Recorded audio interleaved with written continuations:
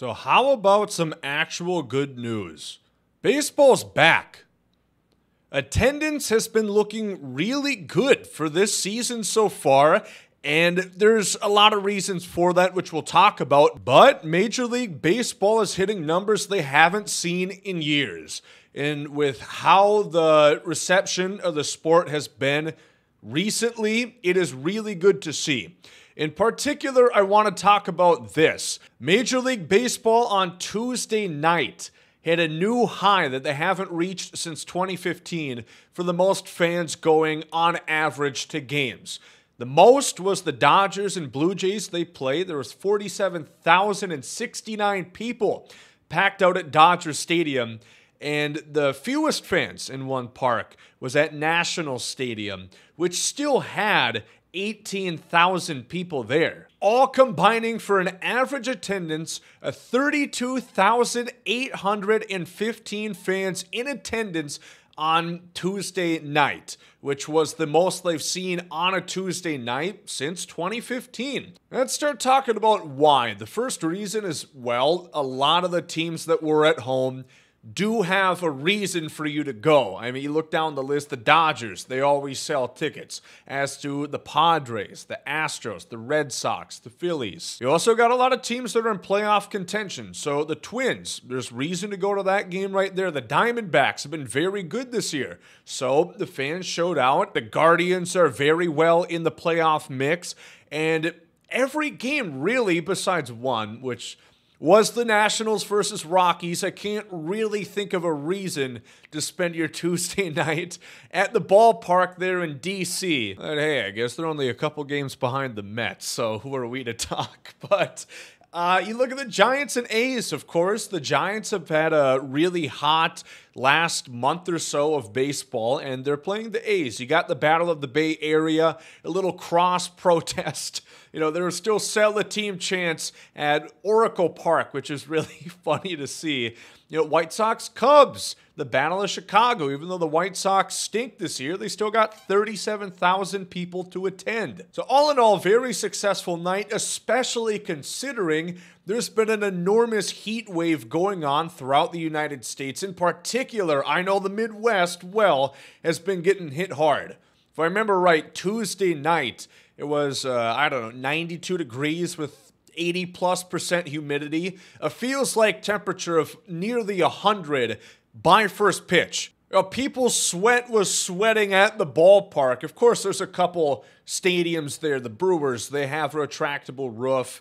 You know, the Rays, you know, they're sitting in nice air conditioning. The fans go to that game. Then the Astros and Diamondbacks as well, but most of these stadiums are open air, so people sticking it out to go watch baseball on a Tuesday night, that speaks volumes. That's very impressive. Oh, good thing I just caught this. A new report says MLB attendance is up close to 9% this year from last year.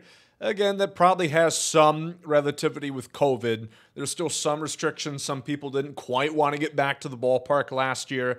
But from what I could tell, it was pretty normal. But that would be the biggest increase in fan attendance in a season since 1998, which you might remember had a lot of intrigue due to the home run race between Sosa and McGwire. So, yeah, attendance is definitely on the ups. Now, the second reason that I want to bring up, and it's something that not everybody's going to agree with, is the pitch clock. Personally, I am a fan. On TV, the product, I think, is much better. But this video, we're not talking about TV. We're talking about at the ballpark. People going to the games, and I still think it's better.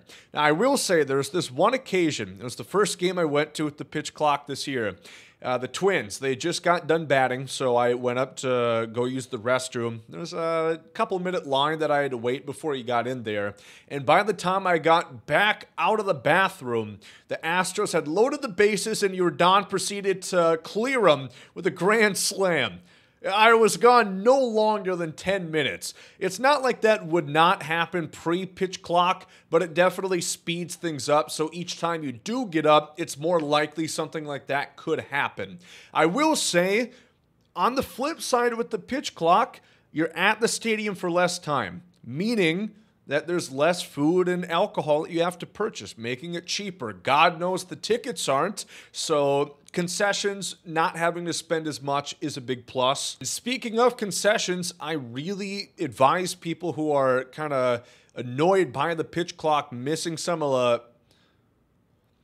more of the game when they get up, use your apps. I know for the Twins at Target Field, you can order pretty much any of the food that they have available and you can go pick it up. So once you get there, it's ready. You can bring it right back to your seat.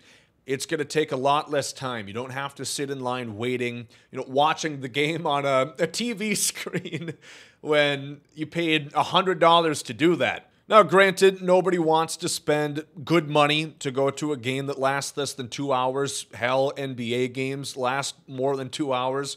It's unfortunate, but that's also baseball. There's no clock. Even with the pitch clock, there's no set duration like there is in football, basketball, hockey. You could have an hour 55 game. You could have a 3 hour 55 game. You never really know. But the key point here is that attendance is up. Obviously, the effects with COVID have came and gone. That's definitely helping the numbers as well. But I think that baseball is at a good spot, and social media as well. I see it looks like there's more engagement on there. More people are getting interested, which is great to see, and I hope this continues. And it's going to be up to one of the most unfavorable commissioners in professional North American sports to do so, because Rob Manfred had his contract extended. He's going to be MLB's commissioner through 2029. And you know what? Yes, he is an asshat for sure. When I was down at the MLB draft in Seattle, I had a great time booing him. But I have to admit, the changes that were made, the pitch clock, the stolen base, bigger bases, those things have led to more people wanting to watch baseball, whether at home or at the ballpark, which you have to commend. I wouldn't say he's necessarily good for the sport as a whole, being with the hunk of metal comments. There's been a lot of stuff regarding the Oakland move to Vegas that a lot of people, including myself, aren't too happy about with him.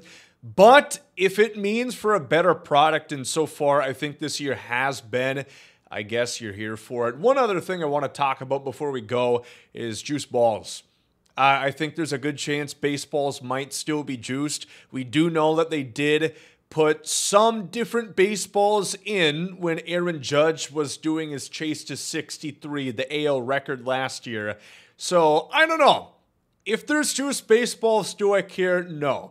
Because that, just like the increased stolen bases, just means more excitement, more fun for the rest of us.